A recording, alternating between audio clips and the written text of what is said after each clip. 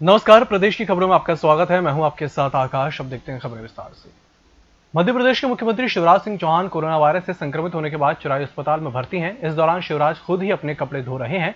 CM Shivraj ने कहा कि कपड़े धोने से मुझे काफी फायदा हो रहा है। मुख्यमंत्री ने मंगलवार को कैबिनेट की बैठक की। इस दौरान सीएम चौहान ने कहा कि चूंकि मैं कोविड पॉजिटिव हूं, इसलिए मैं अपने कपड़े खुद धो रहा हूं।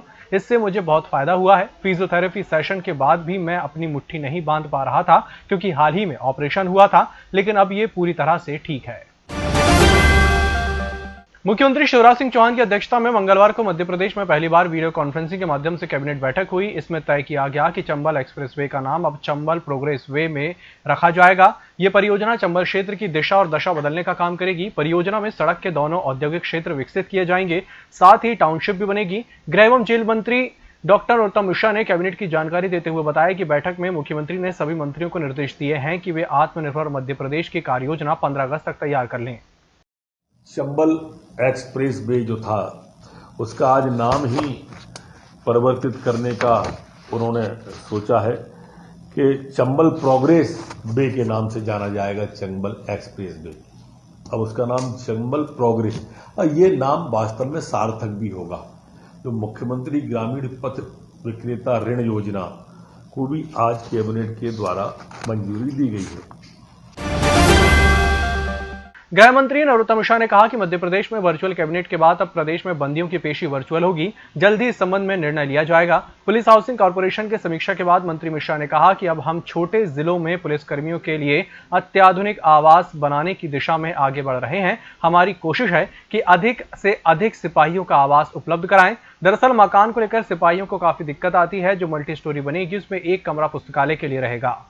हम बहुत जल्दी 1-2 दिन में पेशी भी कैदियों की, जेल विभाग भी मेरे पे इसलिए बता रहा हूँ, पेशी भी अब हम वर्चुअल ही कराने की दिशा में 1-2 दिन में निर्णय लेने वाले हैं। हम अत्याधुनिक मकान की शुरुआत अब छोटे जिलों से भी करने वाले हैं, और हमारी कोशिश है कि हम अधिक से अधिक, हमारे जो कांस्टेबल हैं उन भाइयों को, मकान में बड़ी दिक्कत आती है, बस्तियों में रहते हैं और ये परिवार को कम समय दे पाते हैं।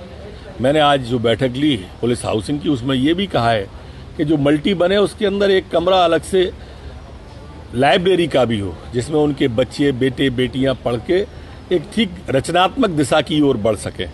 क्योंकि कई बार शिकायतें आती हैं कि वो ये समय परिवार को कम दे पाते हैं तो वो बिगड़ जाते हैं। तो सरकार की ओर से भी ये पहल हो, उस दिशा में भी हम आगे बढ़ रहे हैं। मध्य प्रदेश की राजधानी भोपाल में लॉकडाउन के चौथे दिन फिर से 199 नए कोरोना पॉजिटिव मरीज मिले हैं। इसे मिलाकर शहर में अब संक्रमितों की संख्या 6000 हो गई है। संक्रमित पाए गए लोगों में कलेक्ट्रेट में निर्वाचन कार्य देखने वाली एक महिला कर्मचारी और इनके परिवार के 2 अन्य सदस्य की रिपोर्ट भी पॉजिटिव आई है। वहीं पुलिस कंट्रोल रूम में एक 25 वर्षीय व्यक्ति कोरोना पॉजिटिव पाया गया है। 4 डॉक्टरों की रिपोर्ट भी पॉजिटिव आई है। Bank of India colony, Arera colony से 1 व्यक्ति की रिपोर्ट पॉजिटिव आई है। सूबेदार कॉलोनी से 5 लोग संक्रमित मिले हैं। वहीं 4 इमली और गोयनका निवास में भी 3 लोगों की रिपोर्ट पॉजिटिव आई है। इधर राहत की बात यह भी है कि शहर में 80 मरीज स्वस्थ होकर अपने घर रवाना हो गए हैं। इसे मिलाकर शहर में अब 3629 मरीज स्वस्थ हो गए हैं। वहीं 160 मरीजों की कोरोना संक्रमण के इलाज के दौरान मौत हो गई है। और कोरोना वायरस ने एसपी कार्यालय में भी दस्तक दे दी है। मंगलवार को बुरहानपुर एसपी राहुल कुमार लोढ़ा की कोरोना रिपोर्ट पॉजिटिव आई। सोमवार को ही एसपी ने जिले के सभी थाना प्रभारियों के साथ बैठक की थी। संक्रमित होने पर स्वास्थ्य विभाग ने एसपी को होम क्वारंटीन कर दिया है। परिवार और सुरक्षा में लगे जवानों की कोरोना रिपोर्ट नेगेटिव आई है। सहकारिता मंत्री अरविंद भदौरिया के संपर्क में आए लोगों की रिपोर्ट पॉजिटिव आना शुरू हो गई है। पिछले सप्ताह ग्वालियर में भदौरिया से मिलकर सागर गए भाजपा के संगठन मंत्री केशव सिंह की रिपोर्ट पॉजिटिव आई है। इधर पंचायत एवं ग्रामीण मंत्री महेंद्र सिंह सिसोदिया के स्टाफ के 4 कर्मचारी कोरोना संक्रमित निकले। इनकी जानकारी खुद मंत्री ने दी है। उन्होंने कहा कि इनके संपर्क में आने वाले लोग अपनी जांच करा लें। पंचायत एवं ग्रामीण मंत्री खुद आइसोलेट हो गए हैं। राजधानी भोपाल के आरजीपीवी में बने कोरोना सेंटर में भर्ती मरीजों ने जमकर हंगामा किया। खाने के समय चाय नाश्ता मिलने से नाराज लोगों ने प्रशासन पर अनदेखी करने के आरोप लगाए। उनका कहना था कि दवाई तक नहीं दी जा रही है। ऐसे में कुछ लोगों को अब बुखार आने लगा है। डॉक्टर तो छोड़ो, सेंटर में कोई एक कर्मचारी तक नहीं आता है।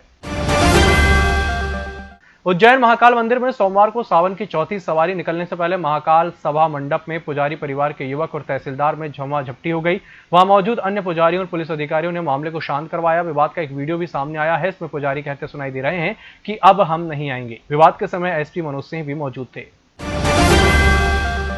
कृषि मंत्री कमल पटेल ने केंद्रीय उर्वरक राज्य मंत्री मनसुख मंडाविया से फोन पर बात की है। समय से पूर्व सक्रिय हुए मानसून के चलते प्रदेश में खरीफ की बुआई में आई तेजी से राज्य में 1.5 लाख मीट्रिक टन अतिरिक्त यूरिया की मांग बढ़ गई है, जिस पर केंद्रीय मंत्री मंडाविया ने तत्काल मंजूरी दे दी।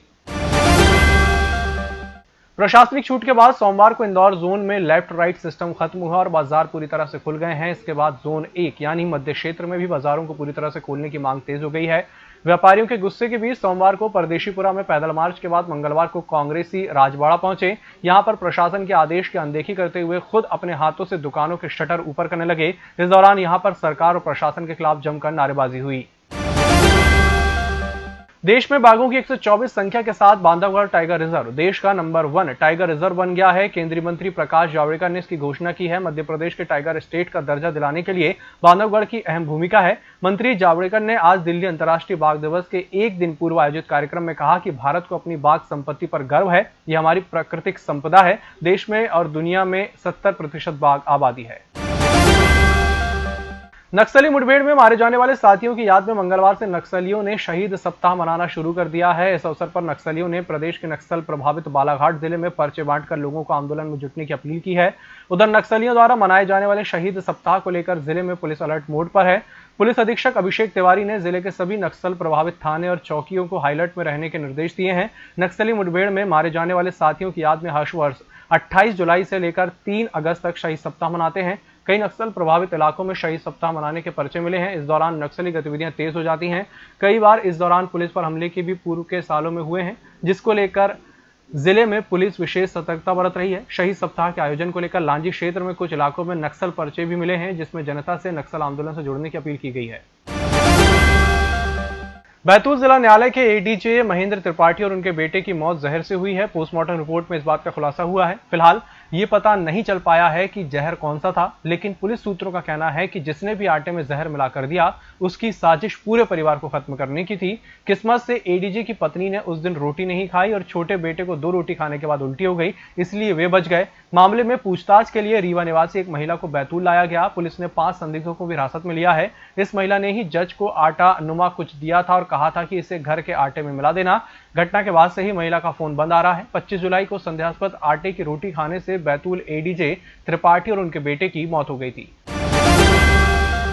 भोपाल जिला कलेक्टर अविनाश लावनिया ने कहा कि कोरोना संक्रमण की चेन को तोड़ने के लिए संक्रमित व्यक्ति के संपर्क में आए लोगों को क्वारंटीन होना जरूरी है। कलेक्टर अविनाश लावनिया ने कोरोना संक्रमण की चेन को तोड़ने के लिए संक्रमित व्यक्तियों के संपर्क में आए लोगों को क्वारंटीन करने की बात कही। इसके लिए पेड क्वारंटीन सेंटर की व्यवस्था कुछ होटल में भी उपलब्ध करा दी गई है। इन होटलों की सूची उपलब्ध कराई जाएगी। मैं भोपाल के सभी लोगों से आग्रह करता हूं कि ये लॉकडाउन जो है ये आपकी और हमारी अपनी सुरक्षा के लिए है। इसका कड़ाई से पालन सुनिश्चित करें। हम जितना अच्छी तरीके से इसका पालन सुनिश्चित करेंगे, उतना ही हम लोग कोरोना के संक्रमण को रोकने में सफल होंगे। इसके साथ ही हम लोगों के द्वारा इस संक्रमण को रोकने के लिए ये भी किया जा रहा है कि जो भी लोग पॉजिटिव आते हैं, उनके आसपास के जो फर्स्ट कॉन्टैक्ट्स हैं, उन सभी को हम लोग अनिवार्यतः इंस्टीट्यूट में क्वारंटाइन कर रहे हैं। इसमें कई बार लोगों को ये भ्रम भी हो जाता है कि यदि उन्होंने पहले या दूसरे दिन ही टेस्ट करा लिया और वो नेगेटिव है तो उन्हें क्वारंटाइन की आवश्यकता नहीं होगी, जबकि मैं ये स्पष्ट करना चाहता हूं कि ऐसा बिल्कुल नहीं है। कोरोना के जो सिम्टम्स हैं, कोरोना का जो मैनिफेस्टेशन है, वो अक्सर 5 से 10 दिन बाद भी आता है। इसलिए जो भी व्यक्ति कोरोना संक्रमित व्यक्ति के कॉन्टैक्ट में आया है, उसको क्वारंटाइन होना अनिवार्य है और इस प्रकार इंस्टीट्यूट में क्वारंटाइन करके ही हम लोग कोरोना की जो चेन है उसको तोड़ पाएंगे। इसलिए किसी भी कीमत पर, किसी भी तरह हम लोग क्वारंटाइन का जो हमारा सेटअप है, क्वारंटाइन का जो हमारा सिस्टम है, उसमें हम लोग किसी प्रकार की कोताही नहीं कर सकते। वो हमें अनिवार्यतः और पूरी शिद्दत के साथ उसका पालन करना ही होगा। इसलिए मेरा आप सबसे आग्रह है कि जो हम क्वारंटाइन कर रहे हैं उसमें भी आप सब लोग हमें आगे आकर सहयोग करें। ये बात सही है कि क्वारंटाइन होने के लिए लोगों की अपनी अलग अलग रिक्वायरमेंट्स हो सकती हैं। इसके लिए ये भी किया जा रहा है कि कुछ प्राइवेट होटल्स जो कि उस प्रकार की व्यवस्थाएं कर रहे हैं, सैनिटाइजेशन कर रहे हैं, उस प्रकार से पेड क्वारंटाइन फैसिलिटी भी प्रारंभ की गई है, जिनके अलग अलग रेट निर्धारित कर दिए गए हैं। तो यदि कोई व्यक्ति चाहता है तो वो अपनी मंशा अनुसार उन पेड क्वारंटाइन फैसिलिटी में भी जा सकता है, परंतु क्वारंटाइन होना, यदि हम किसी भी संक्रमित व्यक्ति के संपर्क में आए हैं तो क्वारंटाइन होना अनिवार्य है। बीना की रहने वाली गिरिजा देवी तिवारी दुनिया की सबसे उम्रदराज टैक्स पेयर बन सकती हैं। उनके पैन कार्ड में उनका जन्म वर्ष 1903 दर्ज है। इस आधार पर उनकी उम्र 117 साल है। वे अपने स्वर्गीय पति सिद्धनाथ तिवारी स्वतंत्रता संग्राम सेनानी की पेंशन पा रही हैं। हालांकि विभाग इसकी औपचारिक घोषणा बाद में करेगा। आयकर विभाग उन्हें सम्मानित करने के लिए भोपाल बुलाने वाला था, लेकिन कोरोना संकट के कारण विभाग को अपना 160वां स्थापना दिवस कार्यक्रम रद्द करना पड़ा। सामाजिक न्याय व निःशक्तजन कल्याण मंत्री प्रेम सिंह पटेल ने समस्त विभागाध्यक्षों, संभाग आयुक्तों, कलेक्टर्स से कहा है कि लॉकडाउन के दौरान दिव्यांग अधिकारियों और कर्मचारियों, विशेषकर दृष्टिबाधित को उपस्थिति में छूट प्रदान करें। अति आवश्यक होने पर ही उन्हें कार्यालय बुलाया जाए। मंत्री पटेल ने कहा कि कोरोना संक्रमण को राष्ट्रीय आपदा घोषित किया गया है। प्रदेश के विभिन्न जिलों में कोरोना से संक्रमित मरीजों की संख्या में निरंतर बढ़ोतरी हो रही है। अब प्रदेश का पहला शासकीय प्लाज्मा बैंक भोपाल में बनाया जाएगा। गांधी मेडिकल कॉलेज के प्लाज्मा बैंक में आईसीएमआर और शासन के मानकों का पालन करते हुए प्लाज्मा संग्रह किया जाएगा। संभाग आयुक्त सभाकक्ष में आज से इस अभियान की शुरुआत की गई है। प्लाज्मा बैंक के वॉलंटियर्स ने कोविड-19 संक्रमण से ठीक हो चुके व्यक्तियों को कॉल कर प्लाज्मा डोनेशन के लिए प्रेरित किया। संभाग आयुक्त कविंद्र कियावत ने आज इस अभियान का जायजा लिया और इसे सफल बनाने के लिए आवश्यक निर्देश दिए। मुख्यमंत्री शिवराज सिंह चौहान की जान को खतरा बताते हुए कई गंभीर आरोप लगाने वाले डॉक्टर राजन सिंह पर एफआईआर दर्ज की गई है। शिवराज की चरायू अस्पताल में भर्ती किए जाने पर राजन ने सवाल उठाते हुए वीडियो जारी किए थे। मामले में क्राइम ब्रांच ने राजन पर मुख्यमंत्री के खिलाफ मिथ्या तथ्य और भ्रामक जानकारी फैलाने का केस दर्ज किया है। भोपाल में नाबालिग लड़कियों से यौन शोषण के मामले में आरोपी प्यारे मियां का वकील एस जमाली भी गिरफ्तार हो गया है। श्यामला हिल्स पुलिस ने उसे मंगलवार दोपहर गिरफ्तार किया। उसने प्यारे के द्वारा बनाई गई एक सोसाइटी की फर्जी ऑडिट रिपोर्ट तैयार की थी। श्यामला हिल्स पुलिस ने प्यारे के खिलाफ सोसाइटी बनाकर 60 लाख रुपए की धोखाधड़ी करने का 4 दिन पहले केस दर्ज किया है। इसमें उसका बेटा और पत्नी भी आरोपी हैं।